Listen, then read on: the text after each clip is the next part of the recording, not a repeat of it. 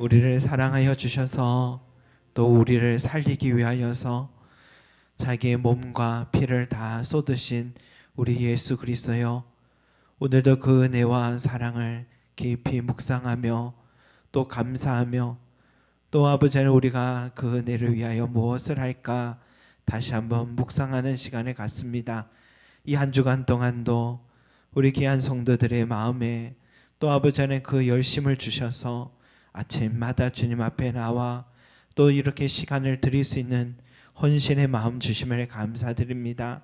무엇보다도 오늘도 주여 아버지 하나님 우리에게 주신 말씀들, 하나님 이 한 주간 동안 주신 이 말씀을 꼭 마음에 새기게 하여 주셔서 이 말씀을 행하는 자 되게 하시고 행함으로 받는 복된 자들이 될 수 있도록 하나님 축복하여 주셔서 우리가 이렇게 행하고 순종하는 것이 주님께 드릴 수 있는 가장 큰 또 은혜에 대한 감사의 반응임을 주가 잊지 않게 도와주시고, 또한 아버지 하나님이여 또 이 시간을 통해 드린 이 모든 기도를 하나님께서 늘 응답하여 주셔서 삶의 모든 기도의 제목들이 하나 둘 해결함 받고 살아계신 하나님의 부활의 능력의 역사가 내 삶 가운데 늘 일어날 수 있도록 축복하여 주시옵소서. 오늘도 아버지 하나님 마친 시간까지 모든 것 맡깁니다. 감사드리며 예수 그리스도 이름으로 기도드립니다. 아멘.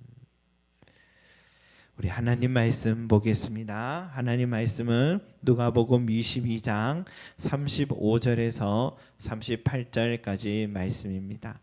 누가복음 22장 35절에서 38절까지 말씀입니다.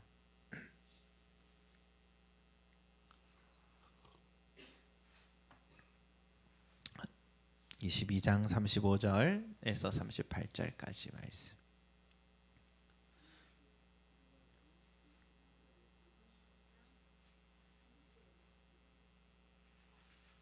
한 목소리로 우리 함께 올려드리겠습니다. 시작. 그들에게 이르시되 내가 너희를 전대와 배낭과 신발도 없이 보내었을 때에 부족한 것이 있더냐. 이르시되 없었나이다. 이르시되 이제는 전대 있는 자는 가질 것이요 배낭도 그리하고 검 없는 자는 겉옷을 팔아 살지어다. 내가 너희에게 말하노니 기록된 바 그는 불법자의 동류로 여김을 받았다 한 말이 내게 이루어져야 하리니 내게 관한 일이 이루어져 감이니라. 그들이 여짜오되 주여 보소서 여기 검 둘이 있나이다. 대답하시되 족하다 하시니라. 아멘. 여러분, 우리 마지막 식사 시간에 우리 예수님께서 떡과 포도주를 나눠주시면서 내 몸이고 내 피니 먹고 마시라 하시면서 이것을 너희도 기념하라 라고 말씀하셨습니다. 이 가룟 유다가 자신을 배신하고 팔아넘긴 것을 아시고도 인자는 이미 작정된 대로 간다 하시면서 담담히 받아들이시고 도리어 가룟 유다가 회개하기를 바라셨습니다. 또 서로 누가 크냐라고 다툴 때에 하나님의 나라에서 큰 자는 젊은 자와 같고 섬기는 자와 같다라고 말씀하셨습니다. 우리가 섬김의 자리, 낮은 자리에 있을 때 그때가 참 복된 자리라고 말씀하셨습니다. 또 베드로가 3번이나 부인할 것도 미리 아시고 회개한 후의 삶을 말씀해 주시고, 이것은 사탄의 유혹의 강함을 말해주는 것이며 우리가 간절히 기도할 때는 사탄은 무력해진다라고도 말씀하셨습니다. 오늘 이 말씀은, 오늘 우리가 읽은 이 말씀은 이 만찬의 마지막 대화의 장면을 우리는 지금 봅니다. 예수님이 갑자기 오늘 말씀 보니까 과거의 제자들에게 전도 파송 때의 일을 상기시키고 계세요. 39절에 뭐랍니까? 내가 너희를 전대와 배낭과 신발도 없이 보내었을 때 부족한 것이 있더냐라고 물으시니까 제자들이 없었나이다 라고 대답했습니다. 사실이에요. 이들은 정말 둘씩 짝을 지어서 하나님 나라를 전파하러 나갔을 때에 아무것도 가지고 가지 말라 하셔서 지팡이, 배낭, 양식, 돈 2벌, 옷 저차도 챙기지 않고 그냥 갔습니다. 여러분, 이들의 전도 여행이 그냥 하루 코스로 갔다 올 일이었다면 이게 말이 되는데, 몇 날 며칠 동안 마을들마다 두루 다니면서 복음을 전하는 것입니다. 우리가 여행을 간다 하면은 어떻습니까? 이상하게 챙길 게 더 많아지잖아요. 이것도 챙겨야 될 것 같고. 그런데 막상 가보면 별로 쓸 게 없는 것이 또 사실이잖아요. 그래서 자주 여행을 많이 가본 사람들은 이제는 꼭 필요한 것만 챙겨서 여행을 즐기면서 돌아오더라고요.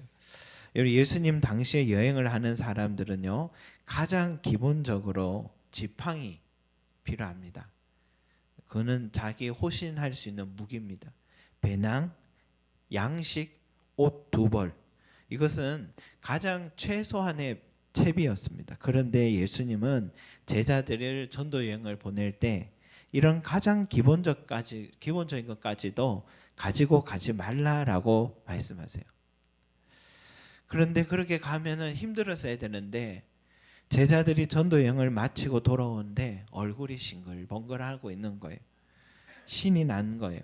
왜냐하면 현장에 복음을 전하고 귀신이 쫓겨나고 병자들이 낫기 시작하니까 자연히 그 은혜에 고마워 치유받고 은혜 받은 이 사람들이 제자들의 쓸 것을 다 채워주는 것입니다. 그리고 순간순간 생각지 못한 만남의 축복을 주셔서 다 채워지는 삶을 살다가 돌아오니까 부족한 게 없어서 싱글벙글 신기해하고 감사해서 찬양하며 돌아오는 거죠. 여러분, 주님의 일은 주님의 방법으로 하는 줄 믿습니다. 저는 이 말이 처음에는 뭘까 이해를 못했는데, 우리 교회를 이렇게 또 세운 과정 속에서 여기까지 올 때까지 우리 하나님께서 항상 쓸 것을 채워주신다라는 걸 경험했습니다. 이거 뭐 목회자의 생계의 문제가 아니에요. 교회가 운영되기 위해서 참 많은 물질이 필요했습니다. 근데 저는 그 물질에 대해서 신경을 별로 안 썼습니다.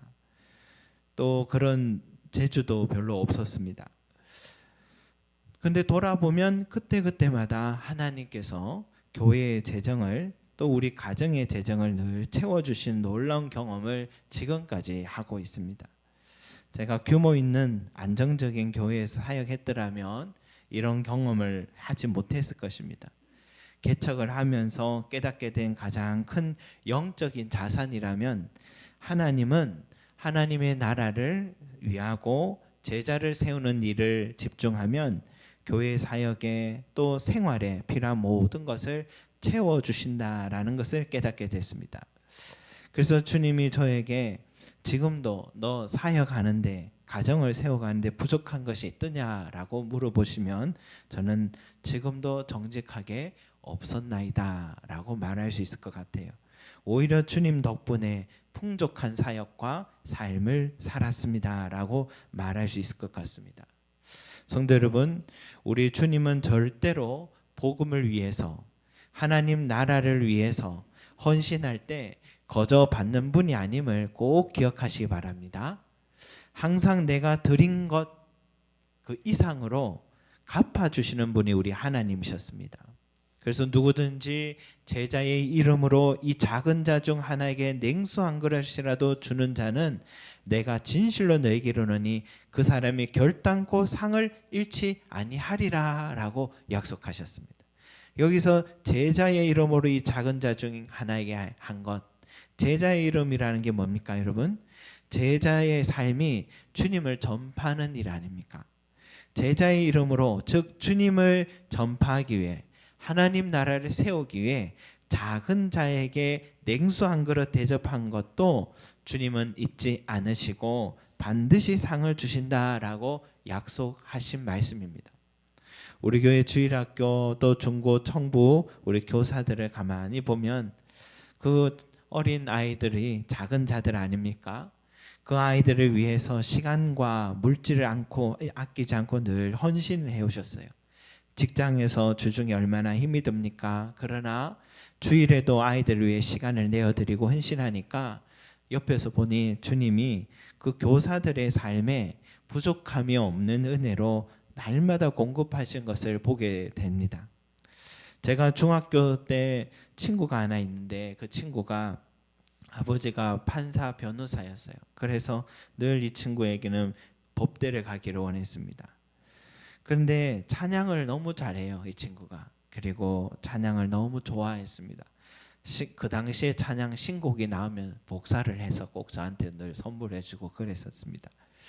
저는 그 친구 때문에 기타도 배우고 피아노도 같이 따라 배우게 됐습니다. 중1 때 함께 기도원에 가서 수련회 중에 또 두시 짝지어 기도할 때 기도하면서 서로 주님 위해 살겠다 다짐을 했습니다. 저는 원래 신학교 원래 갈 생각이었으니까 갔지만 그 친구는 처음에 법대 갔습니다. 갔고 또 사법고시 준비까지도 해본 친구입니다. 근데 결국은 하나님이 신학을 공부하게 하고 유학까지 갔습니다. 지금은 대구에서 목회를 하고 있는데 그때 우리가 다녔던 그 교회 담임 목사님으로 지금 섬기고 있습니다. 이 친구가 미국에서 공부한다고 고생을 참 많이 했습니다. 근데 미국 현지에서도 목회는 쉽지가 않았습니다. 모든 상황이 이제 불투명했습니다. 근데 정말 생각하지 못한 이 고향의 교회에서 이 친구가 담임 목사님으로 부름받게 됐습니다. 그 속에는 숨겨진 비밀이 있었습니다. 그 친구의 아버지와 어머니가 그 교회를 위해 헌신을 참 많이 했습니다. 그 교회 성전의 지역지기까지 그 아버지가 장로로서 많은 책임을 지고 헌신했습니다. 나중에 아들의 길이 그렇게 열리는 것을 보면서 주 안에서 수고는 헛되지 않다라는 것을 다시 한번 깨닫게 됐습니다.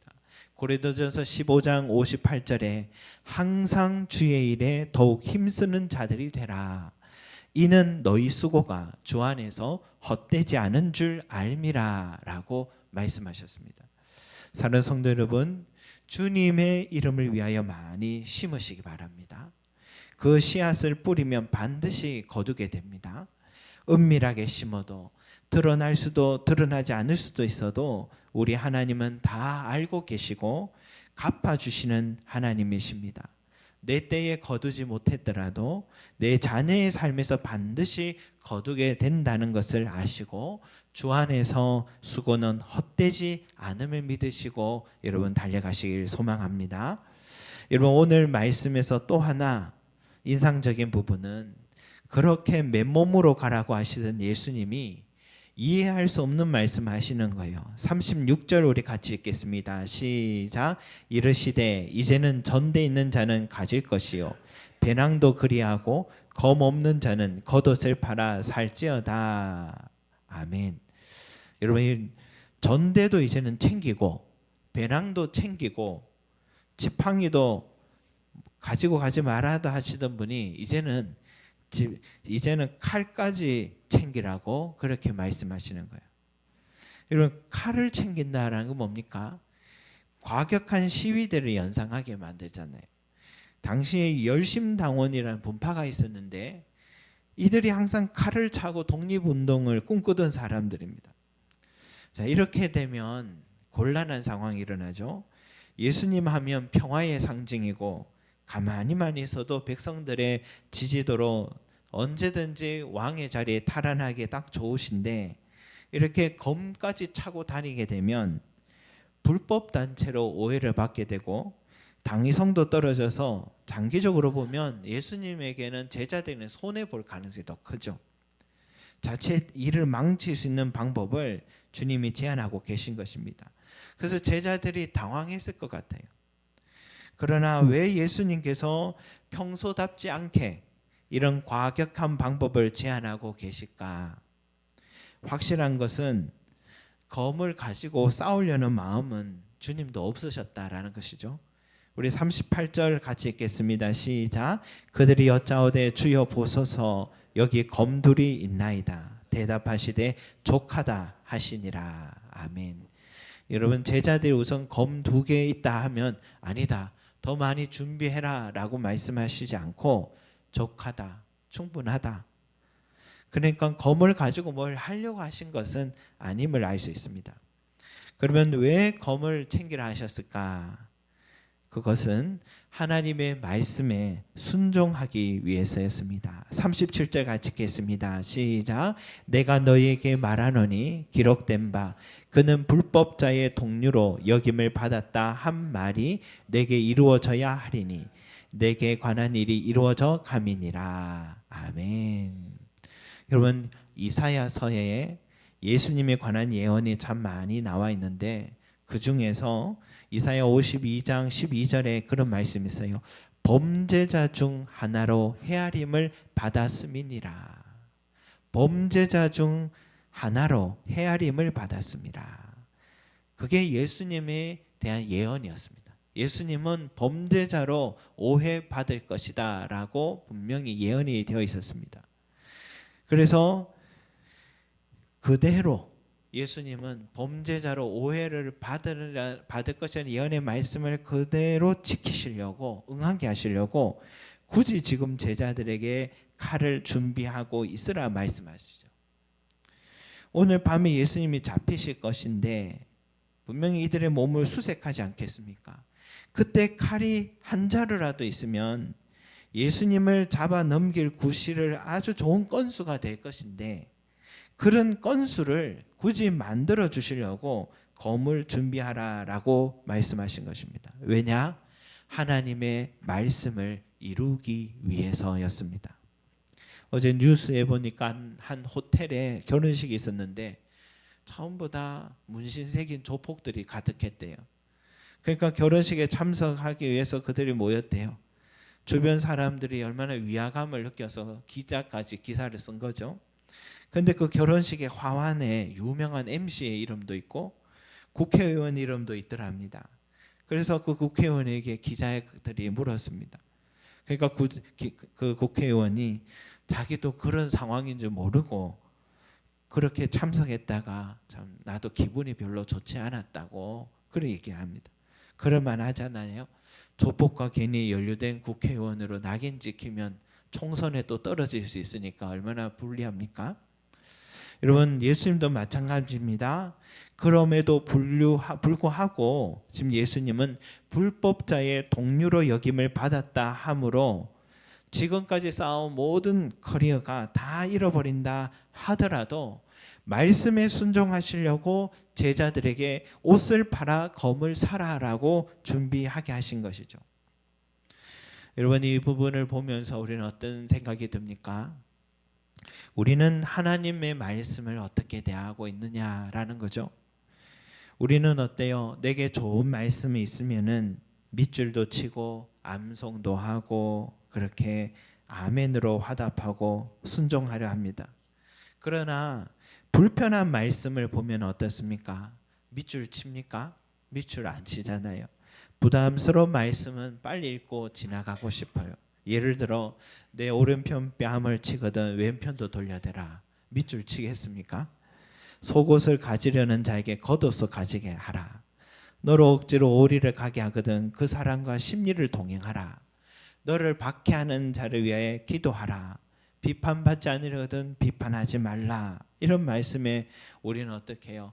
좀 부담이 되죠. 그래서 나와 좀 무관하다 생각하고 빨리 지나가려고 합니다.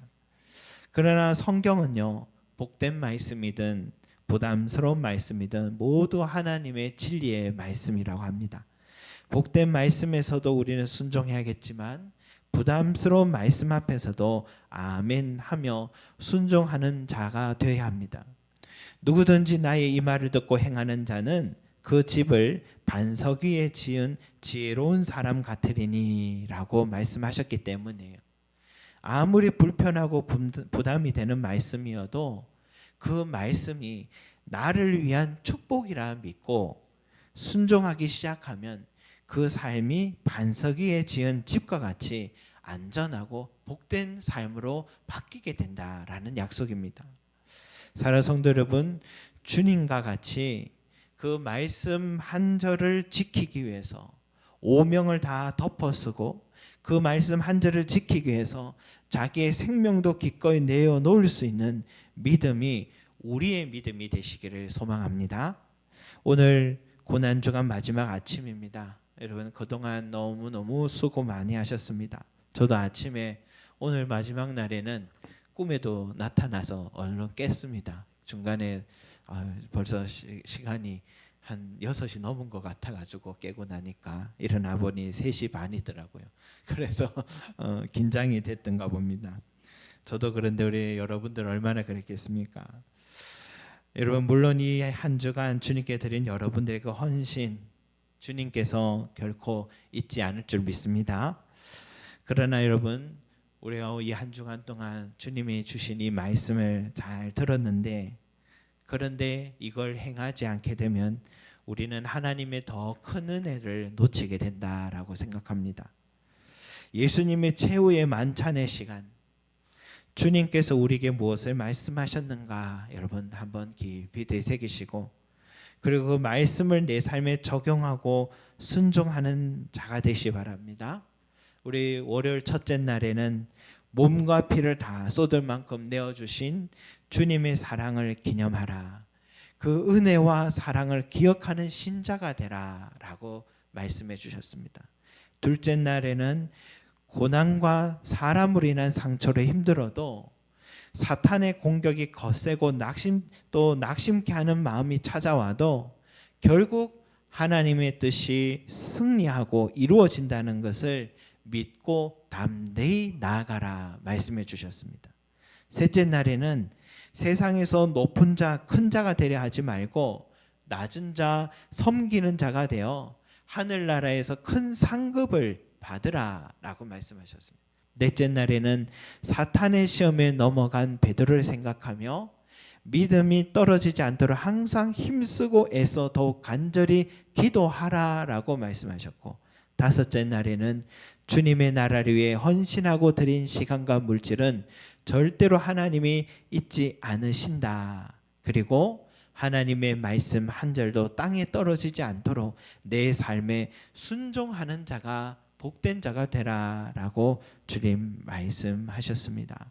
여러분 이 고난 주간을 통해서 이 얻은 말씀에 순종하셔서 부활의 영광을 받으신 주님처럼 우리의 삶의 생명의 부활의 역사가 날마다 일어나기를 간절히 소망합니다. 기도드리겠습니다. 사랑과 은혜가 많으신 우리 아버지 하나님, 이 고난 주간 우리 모두에게 참 뜨거운 열정 주시고 말씀을 사모하게 하시고 기도의 자리를 사모하게 하시고 주님의 길을 묵상하는 그런 마음을 허락하여 주셔서 이렇게 일주일 동안 주님 앞에 나와 드릴 수 있는 은혜 주심을 감사드립니다. 주여 우리에게 아버지 하나님 은혜 베풀어 주시고 드린 모든 기도가 하나님께 상달되어서 주여 이 시간이 헛되지 않도록 주님 축복하여 주시고 삶의 모든 문제들이 주님 안에서 기도함으로 힘쓰고 해서 더욱 간절히 기도함으로 주님의 놀라운 역사가 일어난다는 것을 이 시간을 통해 체험할 수 있게 은혜 베풀어 주시옵소서. 또한 아버지 하나님 더 큰 복을 누리기를 원합니다. 순종하는 자가 받는 복 누리기 원합니다.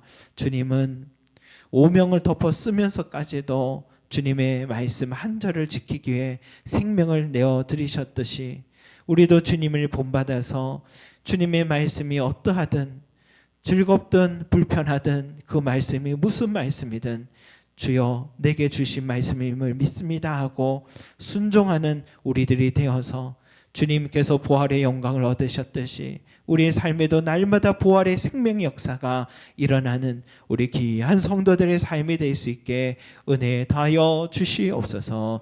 감사드리며 예수 그리스도 이름으로 기도드립니다. 아멘.